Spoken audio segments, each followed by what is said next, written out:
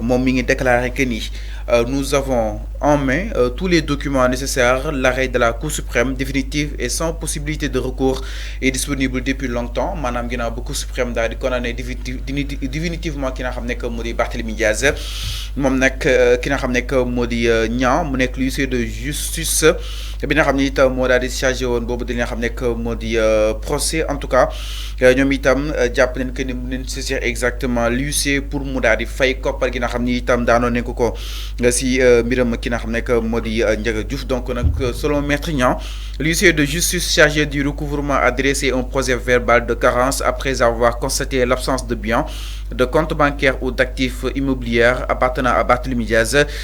Cette nouvelle pression intervient peu après l'annonce de sa réaction par le président de l'Assemblée nationale, El Hadji Malick Ndiaye, une mesure qui fait suite à sa condamnation à 2 ans de prison ferme, dont 6 mois ferme, pour causes et blessures mortelles sur Ndiaga Diouf. Le maire de Dakar pourrait également perdre la mairie de la capitale qu'il dirige depuis les élections locales de 2022. Mais cela n'a rien d'automatique. Il faudrait d'abord que le ministre des collectivités territoriales ouvre une autre procédure de la motive. Alors donc la situation de Barthélémy Diaz mi ngi aggravé de plus en plus et que suñu maytuwul contrainte par corps dina daal di am ginnaaw rek ba mu waree fay koppar gu yaatu toll si 25 millions dommages et intérêts jëm si ki nga xam ne que mu di famille Ndiaga Diouf ginnaaw nag ba huissier de justice bi daal di constaté que ni fu mu toll nii Arfan suñu jotul si xaalis bi suñu mënul saisir li nga xam ne que moo di ay biens immobiliers am suñu météo dañ ko daal di tegane li nga xam ne que moo di loxo concrètement. Alors naka daal di jàppee l'avocat de la famille bi nga xam ni itam famille Ndiaga Diouf ñoo ko daal di mandaté di Pape Mor Niang ñu daal di jugaat yëkkatiwaat dossier bi ginnaaw rek ba ñu dàkkee ki nga xam ne moo di Barth Force Assemblée nationale. Donc su mënu fay xaalis bi da nga koy jàpp. oui xam nga avocat bi dafa nekk di wax ci loi. ok droit. ci droit lay wax. te c'est tout à fait normal parce que il y a un jugement qui a été fait contre la personne de Barthélémy Diaz. ñu nee naa la sànq dañ ko daan première instance. ñu daan ko deuxième instance mu def appel. ñu daan ko ci appel boobu moom mu def appel au niveau de la Cour suprême. La Cour suprême confirmait carrément le jugement. Donc tey l'avocat de la famille de Ndiaga Diouf il est dans son rôle mooy maanaam attaquer mbir mi bu fekkee Barthélémy Diaz il ne peut pas payer par exemple buggulu fay luñ ko sant parce que il s'agit de 25 millions. 25 millions la war a fay la famille de Ndiaga Diouf en intérêt et de dédommagement. Donc bu fekkee mënul fay les 25 millions boobu moom Barthélémy Diaz ñu procéder à ce qu'on appelle contrainte par corps. Contrainte par corps c'est prévu par la loi. Il faut aussi ngeen xam loolu. La contrainte par corps est prévue par la loi. Mais balaa ngay egg ci contrainte par corps bi justice dafa la ne.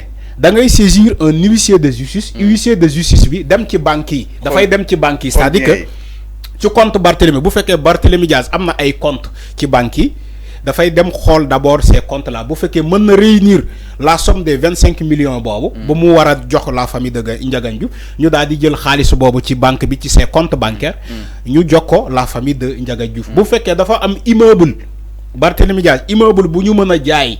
pour ñu mën a fay wala dafa am ay oto yu mu am moomal boppam. yu ñu mën a saisir pour jaay oto yooyu fay xaalis boobu famille Ndiaga Diouf. mën nañ ko def toutefois bu saisir un huissier de justice loolu yëpp yoon daf ko prévoir. yoon dafa prévoir loolu yëpp.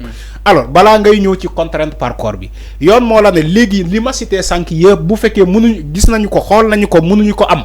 mooy maanaam saisir ses comptes bancaires mooy maanaam saisir ses biens ñu jaay ko mën a fay dédommager la famille de Ndiaga Diouf bu fekkee yooyu yëpp gisuñu ko ci moom là dans ce cas ñu procéder à la dernière étape bi mooy ñu procéder à une contrainte par corps mooy maanaam contrainte par corps bi balaa muy am il faut aussi ñu expliquer Sénégalais yi contrainte par corps bi nan la demee parce que ñi bëri ils parlent de contrainte par corps te xamuñu pour ñoom affaire bu yomb la mooy maanaam fallu daf ma amel 100 000 francs mënu ma ko fay léegi ma dem ci procureur bi ma ne ko léegi selon le jugement qui a été fait fallu juge nañu ko maa ko moom dem nañu ba ñu jeexal toutes les procédures fallu war na maa fay 100 000 francs te fallu mu ngi nii lànk nee ne du ma fay 100 000 francs boobu léegi yow procureur man dama bëgg nga ordonner à ce qu'on appelle une contrainte par corps contre fallu. Comme daf ma doit 100 000 francs te duma ko fay nee na duma ko fay léegi dama bëgg ngeen yóbbu ko kaso.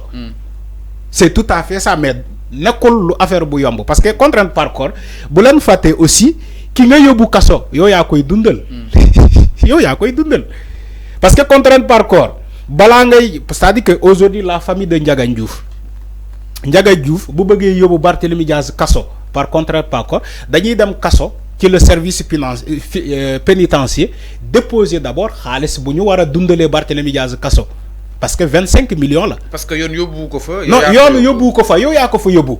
contrainte par corps da ngay njëkk a déposer d'abord li nga koy dundalee kaso moom Barthélémy Diaz parce que 25 millions la war a fay normalement 25 millions war na tëdd au moins 2 ans war na tëdd normalement 2 ans kaso.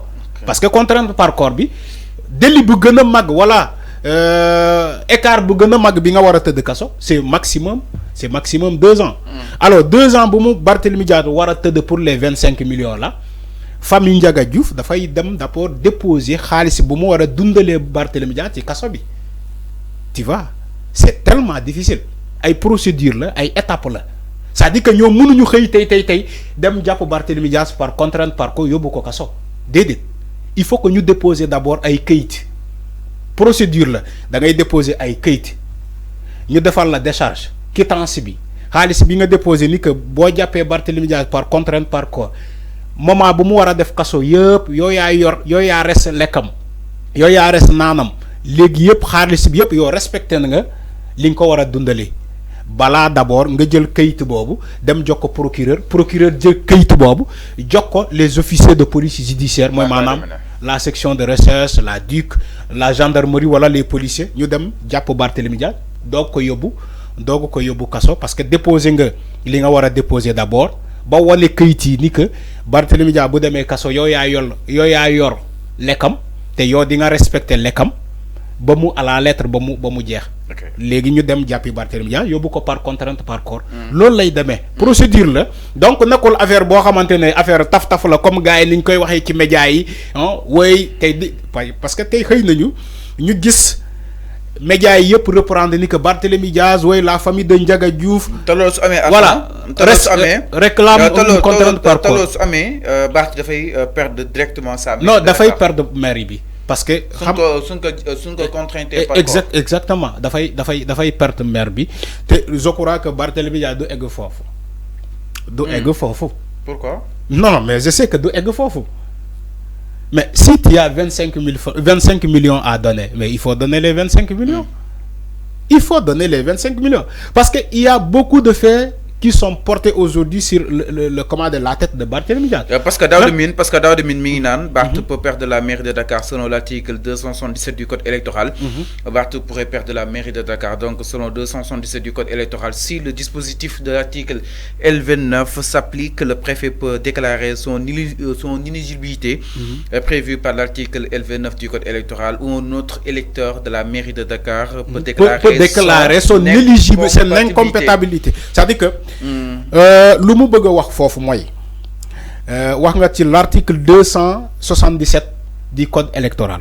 lu mu wax parce que balaa boobu les gens parlaient même de l'article 135 l'article 136 donc du code général des collectivités territoriales parce que dégg naa ay nit di invoquer cet article là l'article 135 du code général des collectivités territoriales ni que bu ñu président bu génnee décret mën naa bind décret pour ñu révoquer Barthélémy Diaz à la mairie de Dakar dégg naa ko tey ci presse bi mais attention c'est vrai que président yoon moo ko may sañ-sañ mu bind décret révoquer un maire mais je crois que le fait de Barthélémy Diaz ne relève pas de ce cas parce que article bi lu mu wax dama fàtte andi sama livre bi. sinon aussi mën na à tout moment. waaw dama fàtte andi livre bi. dama fàtte andi sama livre bi. mais sinon dinaa ko gis nga article bi lu mu wax. je précise que la radiation peut avoir lieu à tout moment et à n'importe quelle époque. pour répondre à n'importe quelle époque. oui pourquoi ñu bàyyi ba élection passe. oui à n'importe quelle époque. donc nekkul à la veille des élections nga ko war a même jamono bii nii sax mën na ko def parce que article bi dafa préciser à toute époque alors ma ñëw ci. l'article 135 du code général des collectivités territoriales wala 136 si vous voulez xam nga article boobu dafa ne bépp nit bu ñu condamné dans une comment dire affaire de détournement escroquerie foncier tout ça kooku mën nga attaquer sa candidature wala déclarer ko ni que il est incompatible avec son mandat de mairie. Donc article bi loolu la wax. Ou bien dans une affaire criminelle. Mais Barthélémy Diaz bu len faté même faat bu mu faat Ndiaga Diouf condamné wuñu ko ci affaire criminelle dañ ko condamné pour effet de des coups et blessures involontaires. Loolu lañu dané Barthélémy Diaz. Moi dama né est-ce que recul dama poser question dama né est-ce que recul ci l'article là 135 du code général des collectivités territoriales est-ce que mon Barthélémy Diaz recul ci article bobu. Mais aussi sans que citer un article nga ne Daouda Mine moko cité. Donc l'article 277 du code électoral dafa am lu mu wax article bobu. Article bobu dafa wax par rapport aussi l'inéligibilité. Attention. Inéligibilité bo xamantene il y a des articles qui ont traité déjà ce cas-là. Sans wax nako l'article L28 et l'article L29, L30 du code électoral. Donc ñom ñoo njëkk wax ci l'inéligibilité d'un candidat ou bien de quiconque ne peut pas être inscrit sur les listes électorales quelqu'un qui fait l'objet de condamnation pénale définitive voilà quelqu'un qui fait daf ko classer ay catégories. Donc lolu tay buñ ko appliquer cet article là 277 c'est normal c'est peut-être aussi ñu dané Barthélémy Diaz fofu mais mënuñu utiliser l'article 135 ou 136 du code général des collectivités territoriales fofu la bëgg léral pour Sénégalais exactement par rapport ak li nga xamné que modi Barthélémy Diaz et les risques yi nga xamni itam mi ngi si bu daal di war a mën a perdre sa mairie de Dakar. Alors ñu daal di ñëw itam si leneen du côté de la régie toujours El Hadj ginnaaw loolu enfin dañuy daal di ñëw si ki nga xamné que modi Bougane Gueye